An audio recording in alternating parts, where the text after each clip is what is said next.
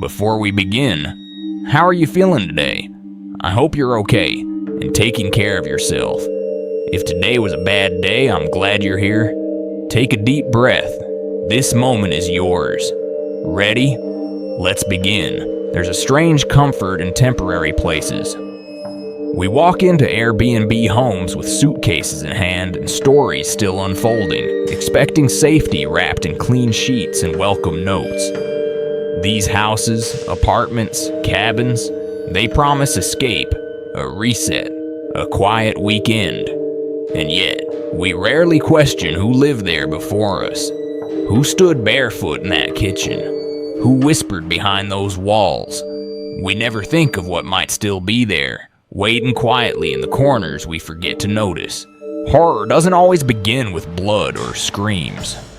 Sometimes it starts with a garden that grows only after dark, with a door that won't stay shut, with a silence too complete to be peaceful.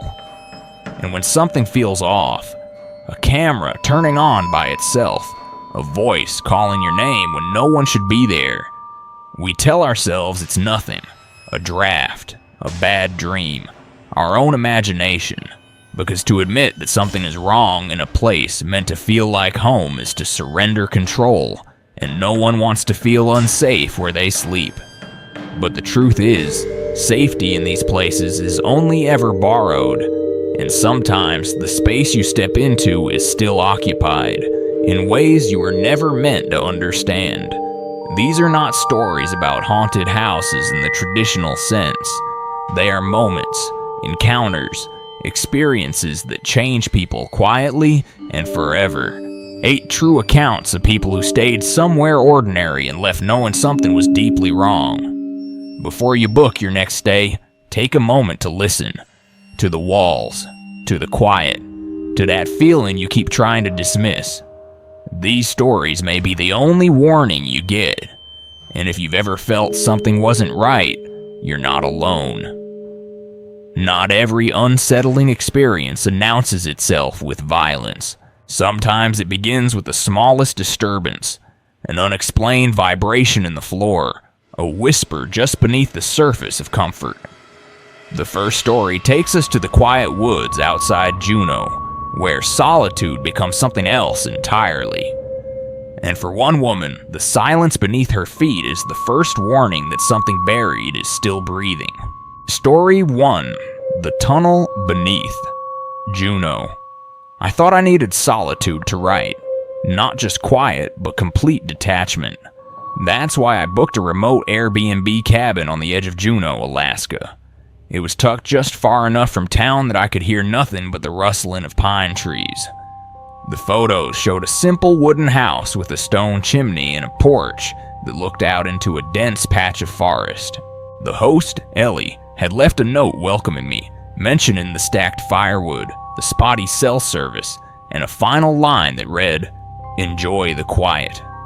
At first, I did. The stillness was pure, cleansing.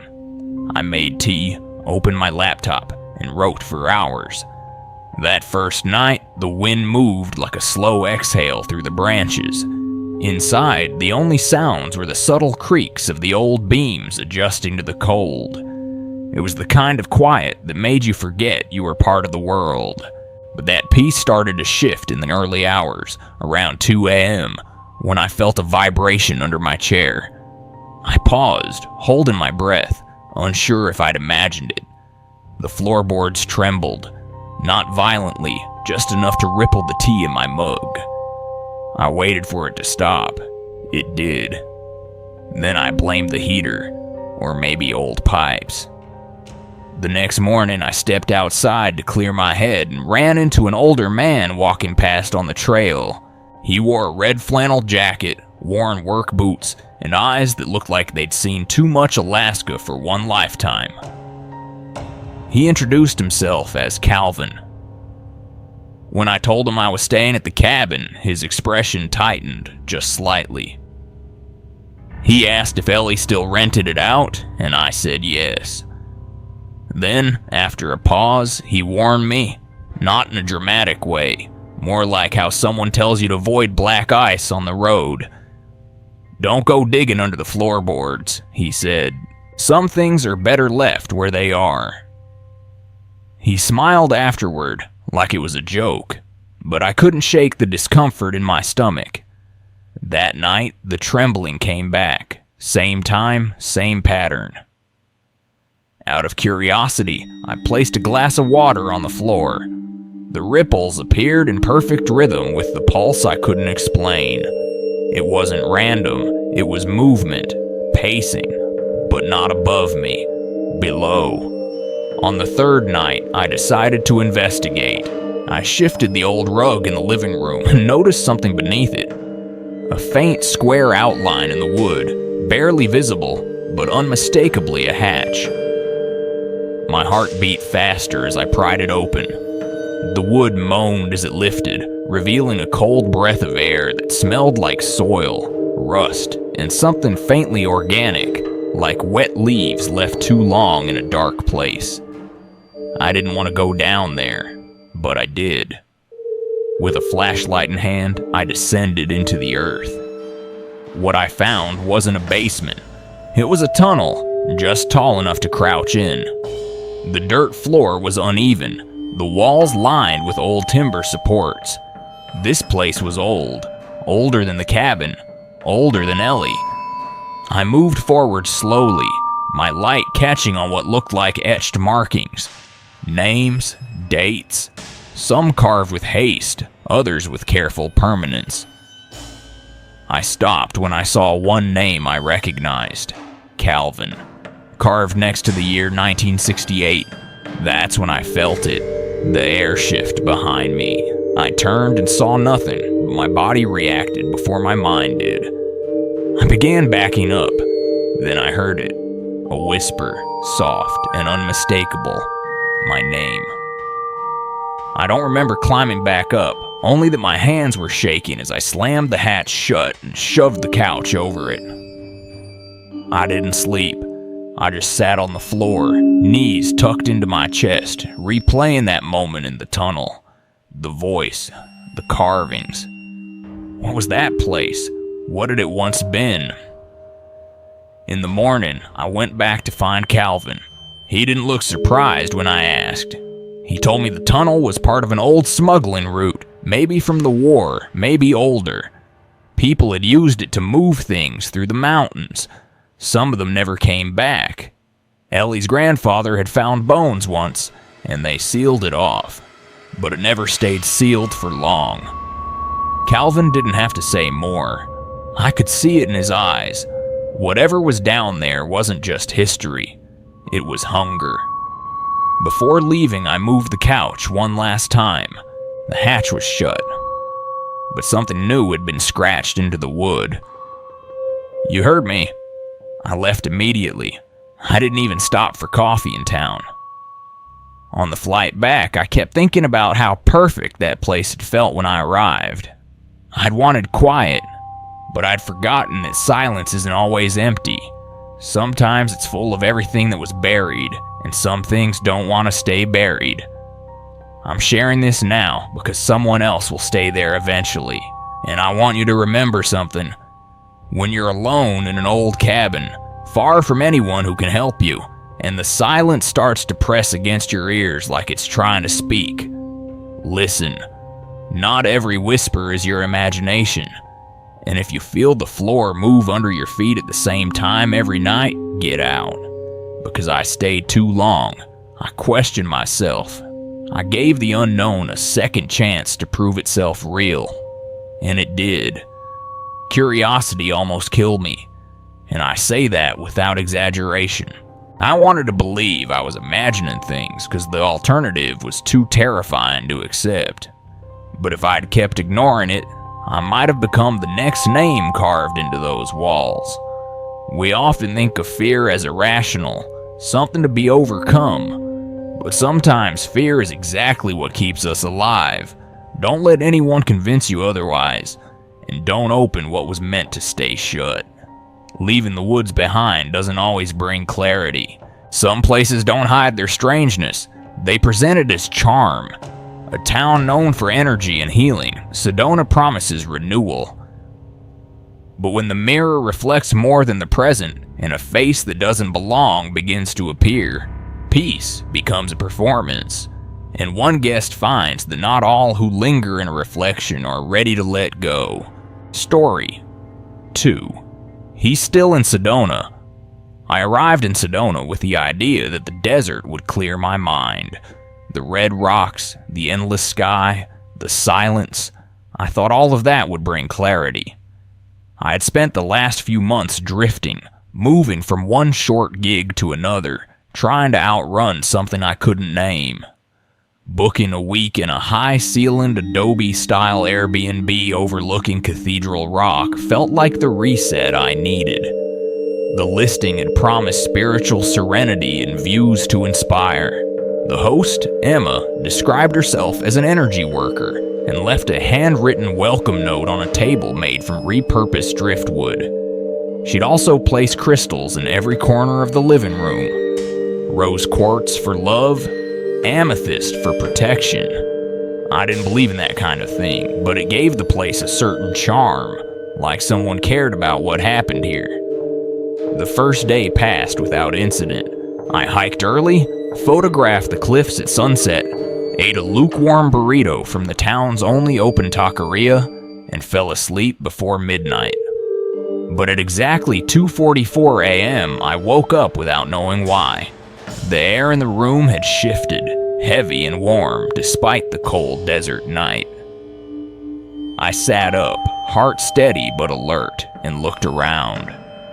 That was when I saw the reflection in the mirror above the dresser. It showed a man standing behind me, tall, broad-shouldered, motionless. I spun around. The room was empty. At first, I told myself it was a trick of light or some leftover dream residue. Mirrors could play tricks, especially when your body was still half asleep. But it didn't feel like a trick. The reflection had been too specific, too real. Not a blur, not a shadow. A man, with short dark hair, wearing what looked like an old mechanic's uniform, sleeves rolled. I barely slept the rest of the night. The next morning, I took the mirror down. It wasn't mounted, just resting on two old nails, and placed it face down in the corner. I told myself it was paranoia, maybe too much sun, not enough food. Still, I couldn't stop thinking about the man. Something about him seemed unfinished, like he didn't belong in that room or in this time. I called the host, pretending to ask about local trails, but listened closely for any hesitation in her tone. When I casually mentioned the mirror, she paused for half a second too long before answering. "Oh, that old thing? Guests move it all the time. It's just decorative." Her voice was cheerful, but something felt rehearsed. That afternoon, I went into town and spoke to a woman who ran a crystal shop next to a bakery. Her name was Ava, and when I told her where I was staying, her smile dimmed. She didn't say anything right away, just looked at me as if trying to decide how much I could handle.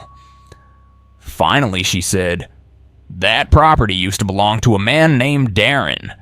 He was troubled, local mechanic, lived alone for years. People say he talked to his reflection more than to real people. When he died, no one claimed the house. Some say he's still there." I asked if she meant in the spiritual sense. She didn't answer. That night, I returned to the cabin with my chest tight. I didn't want to go back inside. The sun was setting, casting long shadows across the red earth, and the air was cool and dry. I stood at the threshold for a long moment before forcing myself to unlock the door. Inside, everything was still. The crystals sat in their corners. The couch was exactly as I'd left it. But the mirror, the one I had turned toward the wall, was upright again, facing the room.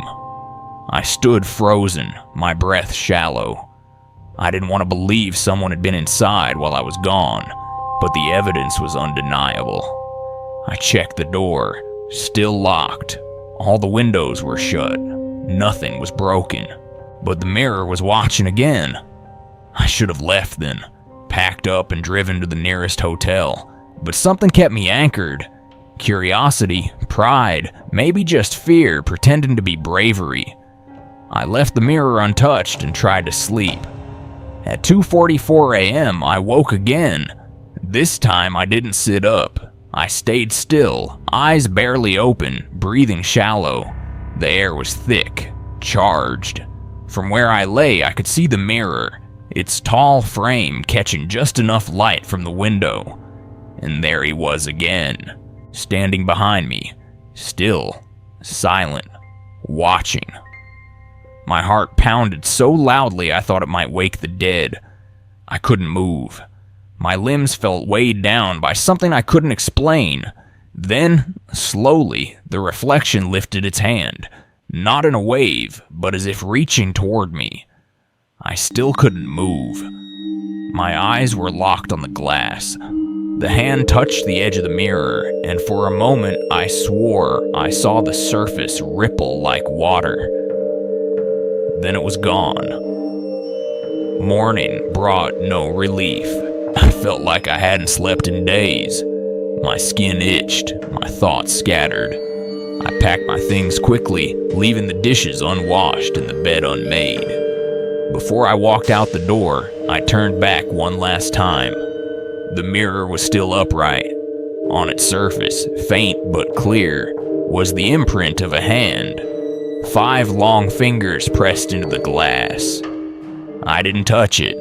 I didn't breathe.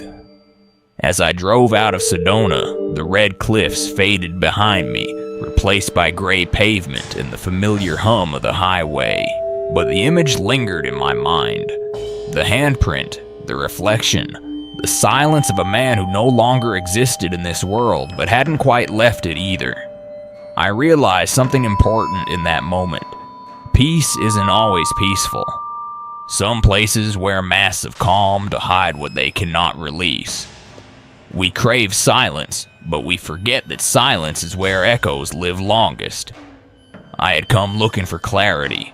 What I found was a reminder.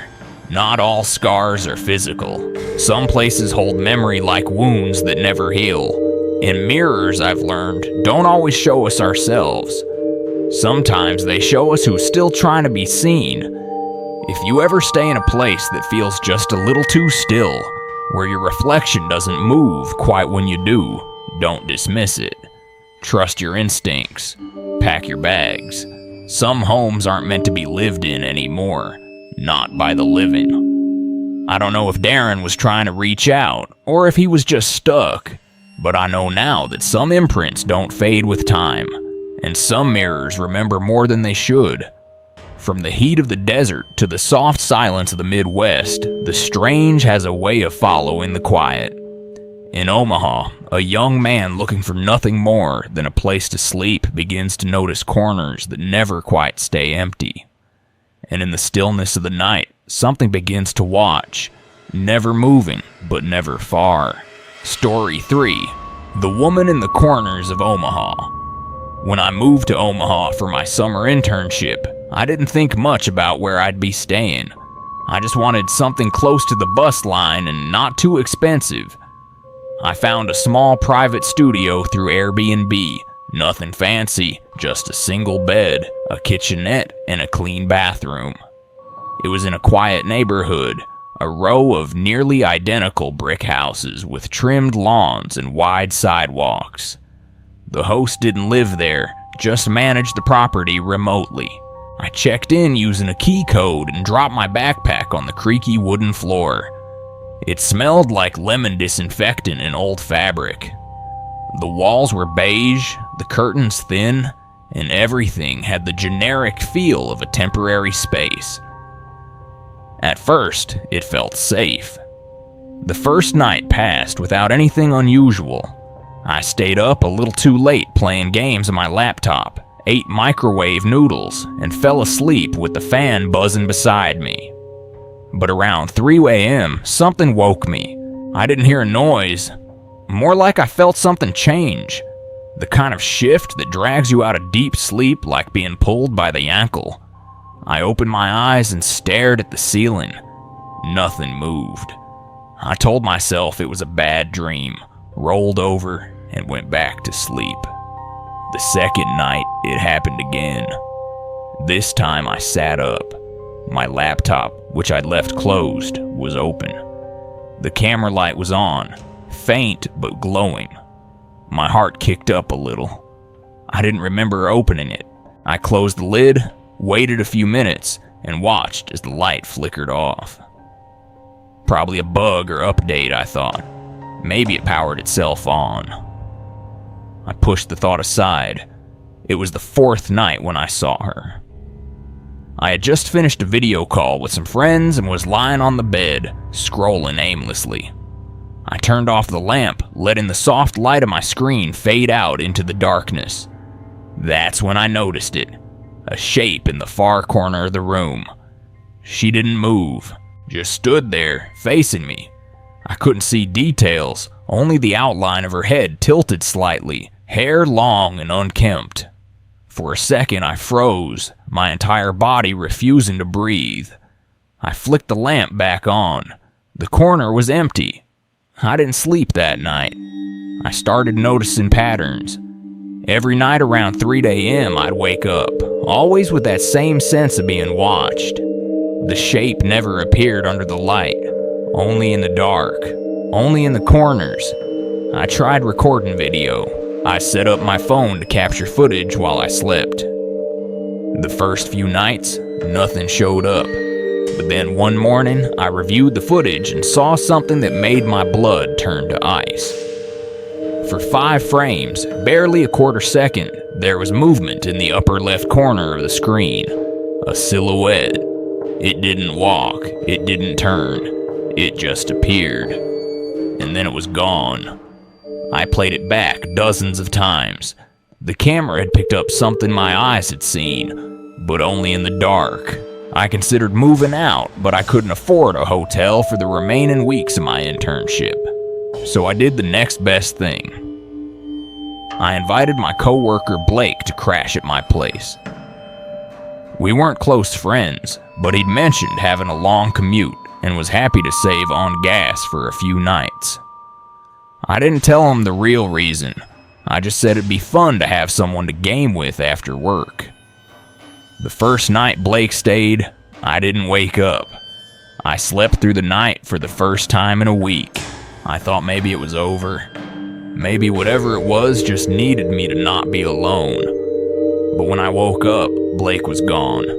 His duffel bag was still by the door, untouched, his shoes neatly placed beside it. But he wasn't there. I tried calling him, but it rang once and went to voicemail. He didn't show up at work either. HR said he'd called in to quit the internship, effective immediately. No one had seen him. His car was still in the office parking lot. I didn't know what to think. I felt like I was losing my grip. That night, I sat in the middle of the room with every light on, sweating from the heat but afraid to turn anything off. I didn't sleep. I stared into the corners, daring them to blink first. Around 3 a.m., the lights flickered, just for a second. And in that second, I saw her again, closer this time. Her face wasn't angry. It was blank, like a photo that hadn't finished developing. She didn't move. She didn't speak. But her presence was thick, invasive, like static under my skin. I whispered Blake's name, as if she might return him. The next day, I tried reaching my host. I wanted to leave.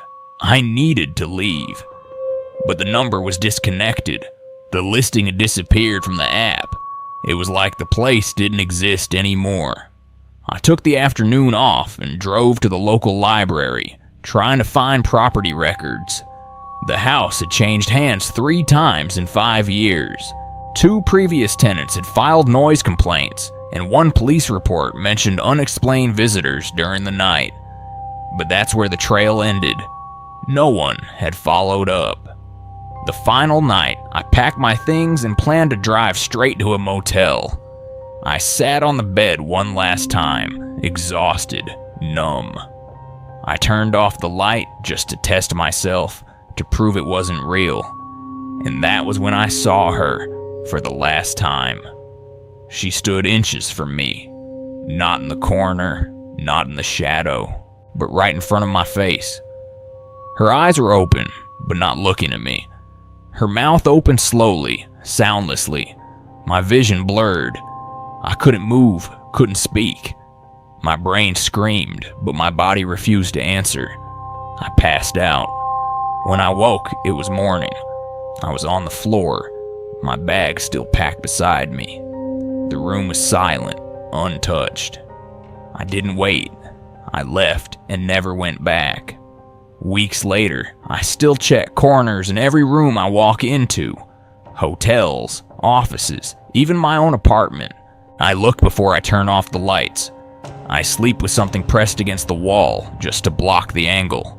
And sometimes, in the stillness before sleep, I wonder what she wanted, why she chose me, or if she didn't choose me at all, just the room. There's something I learned in Omaha. Not every place is empty just because it looks like it.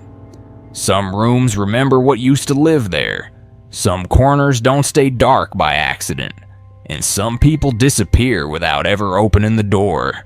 If you're ever renting a room and feel something watching from where the light doesn't reach, trust yourself. And don't invite anyone in just to feel safe. Because what's already there might prefer you alone. Sometimes, all it takes is a door left open. A soft click. A curtain drawn just slightly more than you remember. Savannah offers charm and calm, a gentle place to heal. But when safety begins to unravel, and the house starts to feel like it belongs to someone else entirely, one woman is forced to ask herself who or what keeps unlocking the door. Story 4. Unlocked in Savannah. I booked the house in Savannah because I needed to breathe. After the divorce and losing my job within the same 6-month window, the walls of my apartment began to feel like they were leaning inward.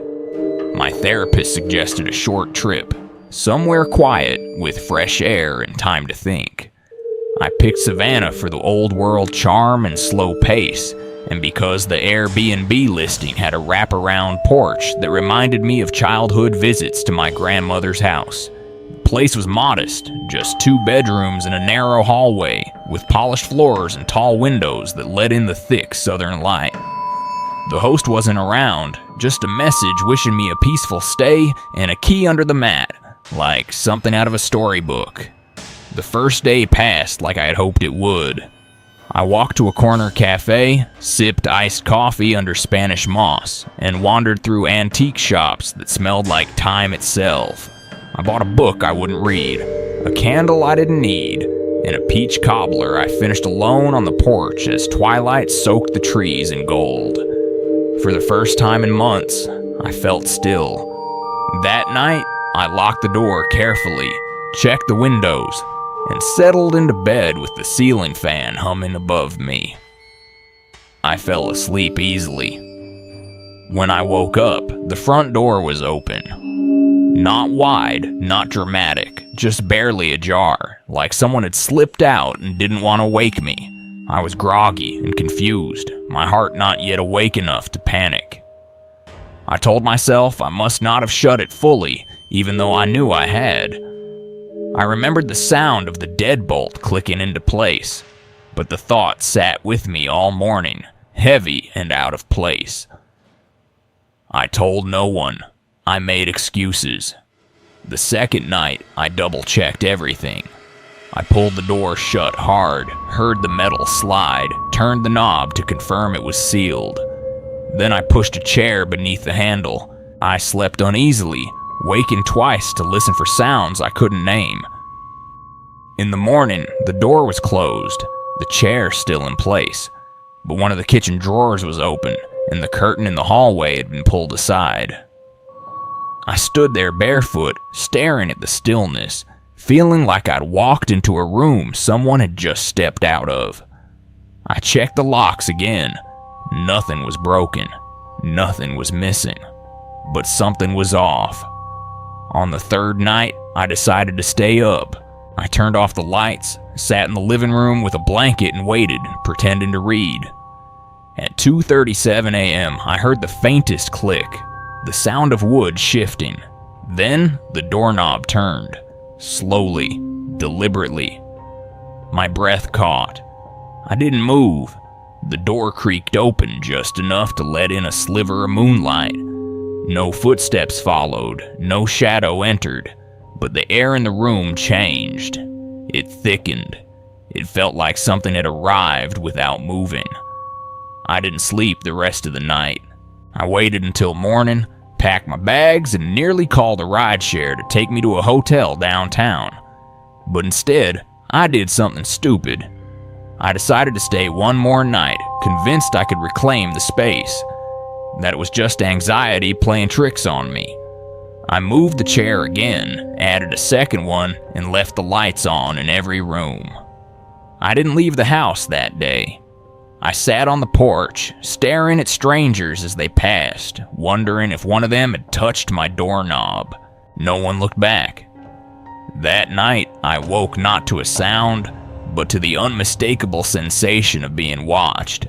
The kind that burns into your skin before you even open your eyes. I turned my head slowly toward the hallway, and there, standing just at the edge of the shadow, was a figure. Tall, still, unmoving. I couldn't make out a face, only the outline, the weight of presence. I froze, heart pounding so loudly it drowned the silence. Then the figure stepped back into the dark and was gone. I waited until sunrise to move. I took my phone and walked 2 blocks to the nearest diner, where I sat shaking over black coffee and called the Airbnb host. She answered on the 3rd ring, sounding distracted. When I told her someone had been in the house, her tone changed. Not surprised, nervous. She told me, carefully, that the property had once belonged to her uncle, who died inside the house a few years back. He'd suffered from paranoia and had rigged the house with multiple locks and passageways. One of them, she admitted quietly, connected to the storage shed in the backyard. She had thought it was sealed. Apparently it wasn't. I didn't ask for a refund. I didn't leave a review. I just left. It's been almost a year and I still think about that house. Not with fear exactly, but with unease. Like a place where the fabric between things had thinned just enough for something to bleed through. Maybe it was a squatter, maybe a drifter, but maybe it was something older, tied not to flesh but to memory. I don't pretend to know. What I do know is this: when a space feels off, when your instincts whisper that something's wrong, you should listen. There's a reason we evolved to fear open doors in the night, because they mean someone's come in, or something has left. I've stayed in other rentals since then, hotels, apartments, cabins, but I always check the locks twice now. I wedge furniture under doors, not because I think it will stop anything, but because it makes me feel like I'm still in control. And every time I close a door, I stand for just a moment longer than necessary, listening, just in case.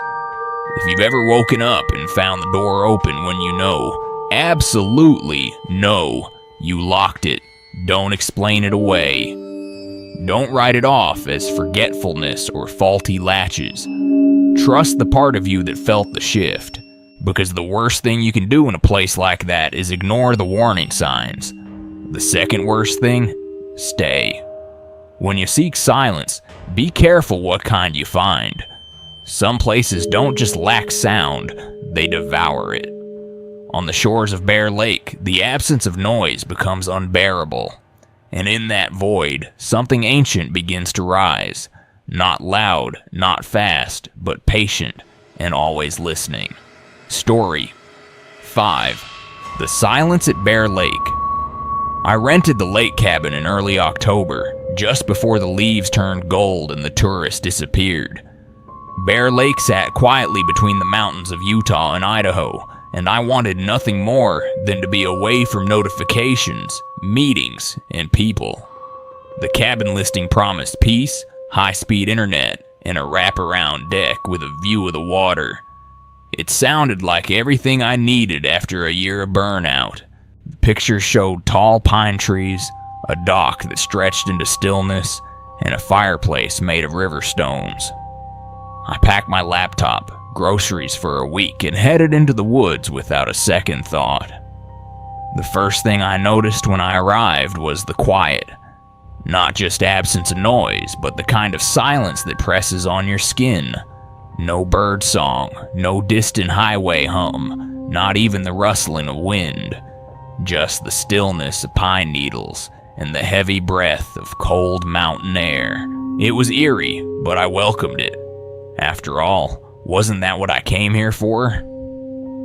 I unpacked slowly, took in the view from the deck, and settled into the unfamiliar hush like someone sinking into water. That night, I realized something was wrong. It wasn't fear exactly.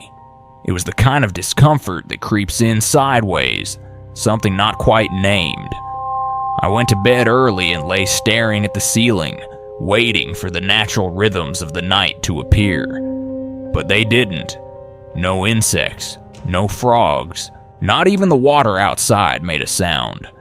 I tried playing music from my phone, but even that felt misplaced, like shouting in a cathedral. Eventually, I fell asleep out of exhaustion, not peace. Over the next few days, I tried to ignore it. I worked during the day, took walks along the shoreline, made small meals in the tiny kitchen. But the silence was always there, dense and suffocating. Every time I stepped outside, I felt like I was intruding on something ancient and unfinished. The strangest part was how my devices responded. My Bluetooth speaker emitted static even when disconnected. My voice memos played back with strange gaps, entire phrases swallowed by silence. On a whim, I recorded a voice note at sunset, standing alone on the deck. When I listened back, I didn't hear my own voice. I heard nothing, just empty hiss, like the world had swallowed my sound whole. One afternoon, a boy appeared on the edge of the woods. I hadn't heard him approach, which was impossible on the dry leaves. He looked no older than 9 or 10, wearing a hoodie and scuffed sneakers. He didn't say anything, just stood there, staring at me with wide, dark eyes. I raised a hand to wave, but he didn't react. After a few seconds, he turned and walked into the trees. I thought maybe he was a local kid from a nearby cabin, though I hadn't seen any signs of life for miles. That night, I found a drawing pinned to the door, a child's sketch of the lake. But in the center of the page, drawn in thick charcoal, was a shape beneath the water, long, human-like, reaching toward the surface. I wanted to leave the next morning, but I woke up to find my car battery dead. The nearest help was 20 miles away. No signal, no GPS, no one passing by. I spent that day trying to distract myself, pacing the shoreline and avoiding my own reflection in the windows. At dusk, I returned to the deck, hoping that maybe just once I'd hear something. An owl, a breeze, even my own breath echoing off the trees. But it was just as quiet as ever. Then came the voice. It wasn't loud, just a whisper, barely enough to register. But it was my name, soft and stretched. I spun around. No one was there. I stood frozen for what felt like hours, eyes darting from tree to tree, heart pounding in my chest. I didn't know whether to call for help or stay silent, but when you're surrounded by silence that deep, even your own thoughts feel too loud.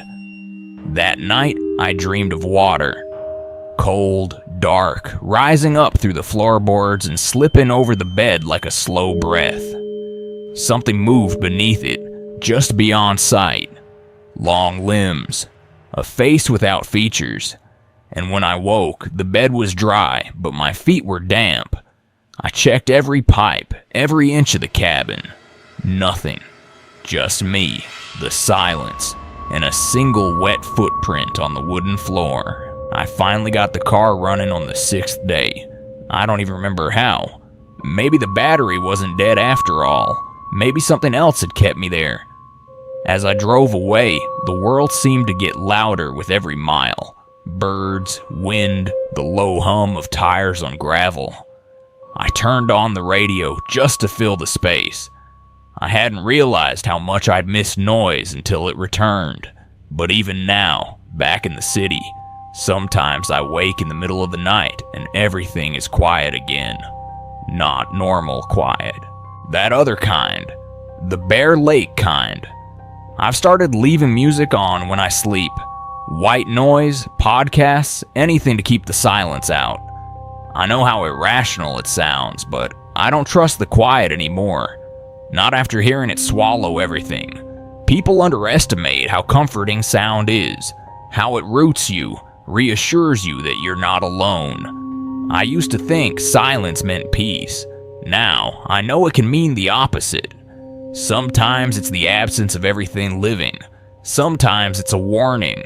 If you ever find yourself in a place where the world forgets to make noise, don't linger. If your voice disappears into thin air, if recordings won't play back, if even the insects fall silent, take it seriously. Because silence isn't always empty. Sometimes it's already full of things that have learned how to wait. Not all boundaries are physical. Some are paper-thin walls separating you from a presence no one admits exists. In Berkeley, an old house holds secrets behind a locked door. Secrets that knock, breathe, and whisper names in the dark. And for one tenant, grief isn't the only thing that lingers. Story 6. Room B. No record in Berkeley. I took a leave from work after my father passed. Grief makes noise in strange ways, and I needed silence to understand it. Berkeley was familiar, my old college town, far enough from my current life to feel like I had escaped, but close enough that I could find comfort in its sidewalks and bookstore smell. I found a quiet Airbnb on the edge of Northside, an old house split into 2 long-term rentals. I was in room A, the one facing the street, and room B was supposedly vacant. The host, who lived out of state, had inherited the property from a distant uncle and managed it remotely. She sent me check-in instructions via email, along with a simple line. Room B is locked and empty. No one else will be there during your stay. I didn't question it. The house was narrow, its floors creaked under every step, and the kitchen sink leaked a slow, ticking rhythm into the silence. There was a faint smell of mildew masked by cinnamon air fresheners, and the light bulbs flickered with age. Still, it felt safe, worn down in a way that made it feel lived in. I arrived with 3 books, a stack of grief journals, and no plan to talk to anyone for 10 days. The first 3 nights were uneventful. I fell asleep to the sound of the wind pushing through the trees outside and woke to the smell of fog. But on the 4th night, around 3 a.m., I heard 3 knocks. Not loud, not urgent, just 3 slow taps from the wall that divided my room from room B. I sat up, staring at the space between us. The walls were thin, and I could hear the pipes when I ran water. But this wasn't plumbing. This was intentional. I waited for another sound, but the house stayed silent. I told myself it was the wood contracting. Temperature shifts. I didn't believe it. The next night, it happened again. 3 knocks. Same time. Same cadence. I pressed my ear against the wall and heard breathing. Not close, not right against it, but definitely human, rhythmic, and alive. I pulled back and sat on the edge of the bed until sunrise. In the morning, I texted the host just to confirm. Hey, just checking. Room B is still empty, right? Her reply came an hour later. Yes, no one's booked it since March. Why? I didn't respond. I walked to the campus that day, wandered around the old buildings, sat under eucalyptus trees where I used to read between classes. I told myself I was spiraling. That grief was making the edges of reality fuzzy. But deep down, I knew what I'd heard.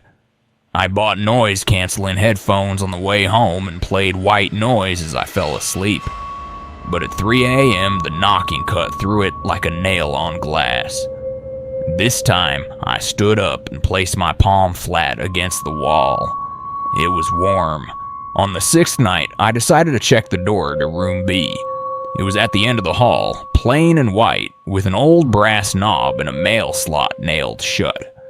The doorknob didn't turn. I leaned in, listening. At first, nothing. Then, the sound of movement. A shuffle. A sigh. The unmistakable thud of someone sitting on a mattress. I backed away quickly, heart hammering, skin prickling with cold. The hallway felt narrower, the air too still. I couldn't breathe properly until I stepped outside and walked the block twice. I called the host again, voice shaking. She sounded genuinely confused. There's no bed in that room, just boxes. It hasn't been used in almost a year. The lock's original to the house. I don't even have the spare key here with me. I asked if anyone else had ever mentioned hearing things. She was quiet for a second too long. Someone once said they heard voices, but I thought they were exaggerating. She didn't sound so sure now. That night, I fell asleep out of sheer exhaustion, but I woke to the sound of my name, whispered once, drawn out from behind the wall. Yasmin. I didn't move, didn't scream. Just lay there, eyes wide open, the sheets pulled up to my chin like that would stop anything. The voice didn't come again. The knocking didn't follow. But I felt it. That presence. A waiting. A knowing. The next day, I went to the Berkeley Public Records Office. I had no reason, no logic behind it. Just a tug that told me to follow the thread. The address showed a long line of tenants. Nothing unusual until I reached an entry from 10 years ago. A student named Noah, 22, listed as the last registered occupant of room B. No forwarding address, no record of moving out, just a note, missing. The report was thin, no leads, no foul play, just a quiet disappearance. I printed the page and took it back with me, staring at it like it would unlock something. That night, I left a light on in the hallway and placed the paper at the base of the door to room B. Nothing happened. No sound. No knock. Just the soft hum of electricity and the creak of old wood beneath my feet. I stayed awake until sunrise, waiting for something I wasn't sure I wanted. When I left the house 2 days later, I didn't look back. I locked the door, left the key under the mat, and sent a short message to the host thanking her for her time. I didn't mention the knocking again. I didn't explain the scratch marks I found behind the dresser or the way my reflection had seemed slower in the hallway mirror. I didn't tell her I dreamed of Noah, standing in room B, eyes wide and desperate, mouth moving silently like he was still trying to be heard. Some places remember. Some rooms hold echoes that haven't faded. I don't know if it was grief or something else entirely, but I do know this. When a space starts answering questions you haven't asked, you should leave. Quickly, before it starts asking you to stay. And if you're ever in an old rental house and the room next door is supposed to be empty, don't knock back. From whispers to hunger, some places don't just remember, they require. In Flagstaff, an unassuming guest house comes with rules scribbled on yellowed paper. Don't open this. Don't speak to that. Don't forget the offering. When a voice that sounds like someone you love begins to call, the most dangerous thing you can do is answer. Story 7. Feeding time in Flagstaff. I took the house in Flagstaff because it was cheap and had a roof. That was all I needed. After I got laid off from my last delivery job, I was running out of options, money, and patience. The listing said the place was a small guest house behind a larger property, privately accessible, furnished, and perfect for a short stay. I figured it would be quiet. I didn't care about much beyond that. The host messaged me only once to say the code to the lockbox would work after 4 p.m. and that I should respect the routine written in the kitchen. I didn't pay attention to that part. I just wanted a place to crash for a week until I figured out what to do next. The guest house was small. 1 room, a kitchenette, a bathroom barely large enough to turn around in. The air smelled like old coffee and wood polish. There was a bulletin board next to the fridge with a handwritten list pinned under a cracked magnet. The paper was yellowing. It read, "Do not open the bottom cabinet after 2 a.m. Do not respond to anyone calling your name from outside between midnight and 3 a.m. And do not leave food on the counter overnight." At first, I laughed. I assumed it was a joke, some quirky local superstition, or a passive-aggressive note left over from a weird former guest. Still, something about the phrasing felt off, like it wasn't meant to be funny, like it wasn't meant for me at all. The first night passed without issue. I watched a movie on my laptop, ate leftover tacos from a food truck downtown, and fell asleep on the couch bed with the window cracked open to the scent of pine. It was cold, quiet, and still enough to be peaceful. The second night, I forgot to put my leftover noodles in the fridge. I left them sitting in the middle of the counter without thinking. Around 2:30 a.m., I woke up to a scratching noise. Soft, repetitive, like someone slowly dragging their nails across tile. I sat up, heart already thumping, and looked around. Nothing moved. But when I went into the kitchen, the bowl was gone. No trace, no spoon, nothing. I checked the trash, the sink, even the floor. It had vanished. On the third night, I heard the voice. It came just after 1 a.m. I had been dozing on the couch again when I heard someone outside say my name. Not shouted, not even loud, just said, firm and clear, "Marcus." My eyes snapped open. The voice was familiar. It sounded like my brother, but he lived 4 states away. I stood up and moved to the window, but the motion light didn't activate. The yard was empty. Still, the voice came again. "Marcus," this time closer. I stepped back. The rules flashed in my head like a warning I should have taken seriously. Don't respond. Don't respond. I didn't. When morning came, I called the host. The number rang 4 times and went straight to voicemail. I didn't leave a message. Instead, I drove into town and asked around about the property. An older man at a local diner knew the address and raised an eyebrow when I told him I was staying in the back house. "People don't last long in that one," he said, wiping his hands on a stained rag. "That property's got some issues." When I asked what kind, he just shrugged and said, "Animals come around, things go missing. The old lady used to leave meat out, said it was for the forest." That night, I locked everything. I unplugged the microwave, taped the fridge shut, pushed a chair under the doorknob, and set an alarm for 1:45 a.m. so I wouldn't sleep through whatever might happen next. When the alarm buzzed, I sat up, heart pounding. The silence outside was complete. No wind, no insects, no movement. Then, at 2:03, the scratching began again, this time louder, longer, like someone using claws instead of nails. I held my breath. It moved from the cabinet to the window, and then, terrifyingly, to the door. I heard a click. The doorknob turned just slightly. My chair creaked, but the door didn't open. I waited until sunrise. When I stepped outside, the porch smelled like raw meat. A black plastic bag sat at the bottom of the steps. Inside it was the bowl I'd lost, now coated in something brown and thick. I didn't open it. I didn't touch it. I threw the entire thing into the dumpster behind the gas station 2 blocks away. The final night, I prepared differently. I stayed awake with every light on, white noise blasting through my headphones, and my phone in hand with 911 pre-dialed.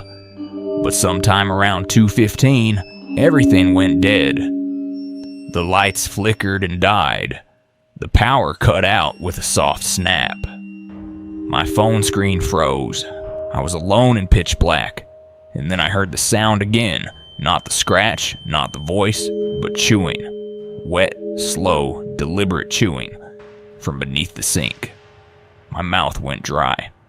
I backed toward the door. The sound stopped. Then a whisper. Not outside, but inside, right next to me. Feed us. I don't remember running. I only remember the cold air hitting my face as I stumbled into the yard, my legs barely responding, my breath fogging in panic. I didn't stop until I reached my car. I left everything behind. My bag, my clothes, even my wallet. I drove until I saw sunrise through the cracked windshield, not daring to pull over until the shadows felt thinner. Later, the host finally replied. 1 sentence. I refunded your stay. Thank you for following the rules. That was it. It's been months. I still don't know what was in that house or what exactly those rules were protecting me from, but I've learned something I'll never forget. Not all routines are superstition. Some are survival. If you ever stay in a place with handwritten rules, follow them, especially the ones that seem absurd. Don't try to rationalize. Don't try to test the boundaries, because whatever they were feeding behind that cabinet, it wasn't done yet. And if something calls your name in the night, don't answer, because the thing using your brother's voice doesn't want to talk. Sometimes the most beautiful places hide the darkest intentions. A garden that blooms only at night, a gate that welcomes quietly, and flowers that seem to breathe. These are the promises of Newport. But when beauty feels too still, and statues look too real, one photographer discovers that not every garden grows things meant to be seen in daylight. Story 8. The Garden That Wasn't There. I had been photographing gardens for nearly a decade when I came across the listing in Newport, Rhode Island. It was an old Victorian house on a bluff, a short walk from the rocky coastline, with a private garden said to be untouched, blooming only at night. That phrasing alone made me click. I documented rose arches in England, moss gardens in Kyoto, but there was something about this place that felt rare, secretive. The photos were sparse, just a wrought iron gate, overgrown hedges, and a single image taken at dusk of what looked like lavender caught in motion. The host had left a brief description. No name, no introduction, just a simple message. Respect the garden's timing. No entry before dusk. Stay no longer than 15 minutes. It sounded more like an instruction than a recommendation, but I didn't think much of it. In fact, it added to the allure. When I arrived, the house was as described, elegant in a way that had faded with time. The paint was chipped, the windows tall and crooked, and the interior smelled like books left too long in a box. I was alone. The keys were waiting for me on the front table, along with a short printed note about the house's history, and again, the rules of the garden.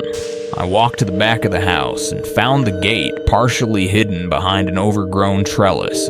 I peeked through the bars, but saw only thick shadows, tangled growth, and stone paths disappearing into darkness.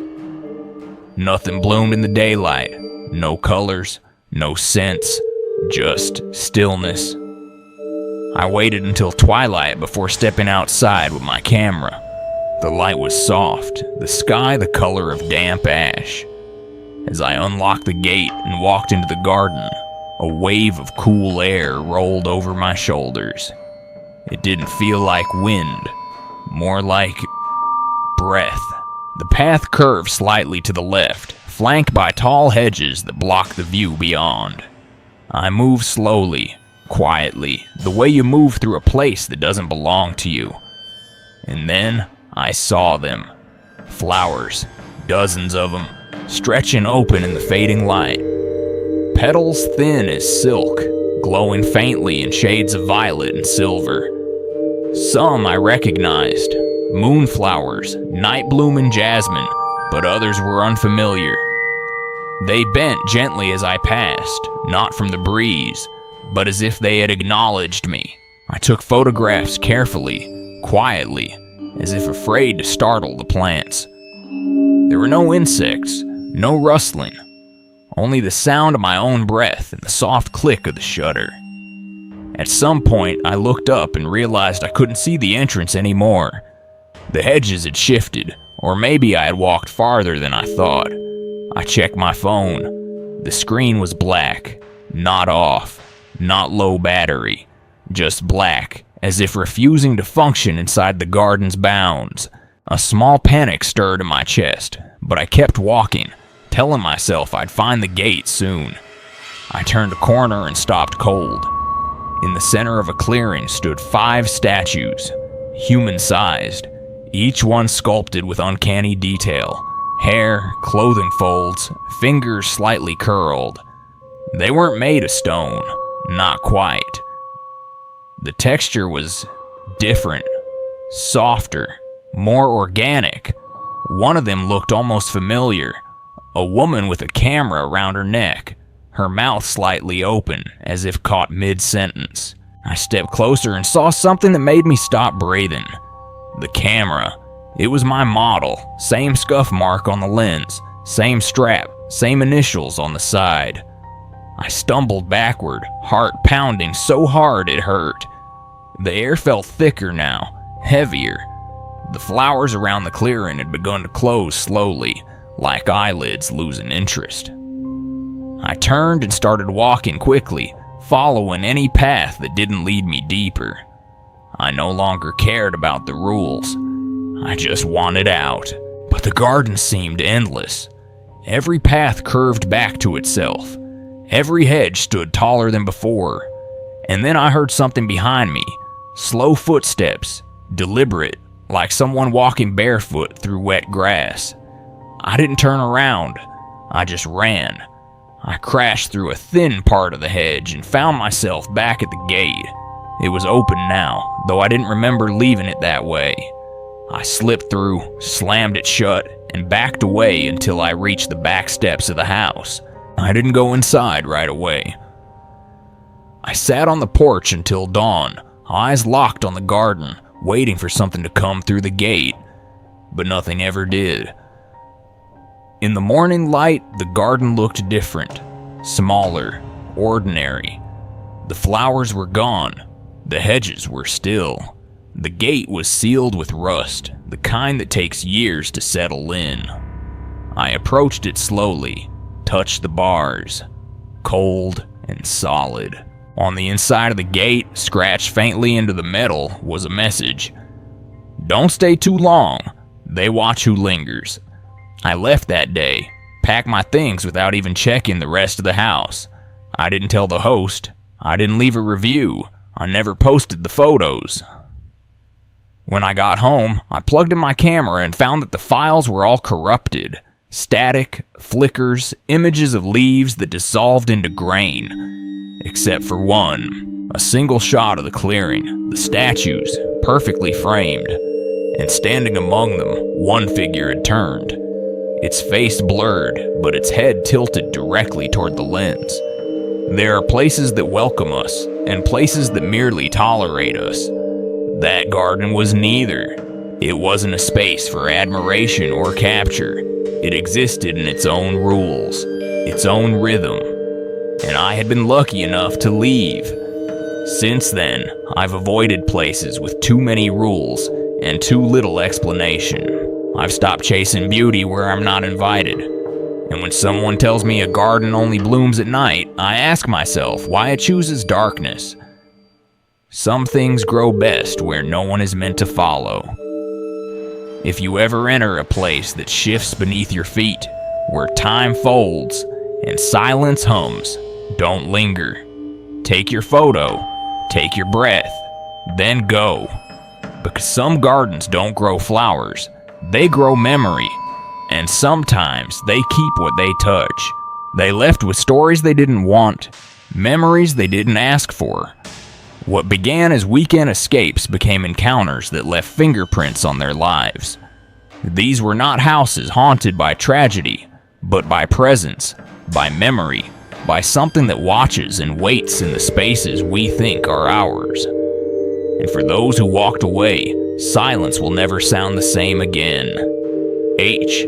After hearing these stories, it becomes harder to dismiss the unease we sometimes feel in unfamiliar spaces. A flicker in the mirror, a floorboard that creaks too deliberately, a room that seems to breathe when no one else is there.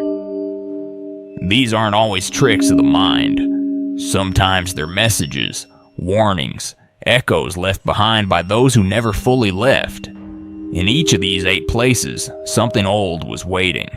Not always violent, not always angry, but present in a way that left a mark. Some of the people who stayed walked away shaken. Others never fully came back.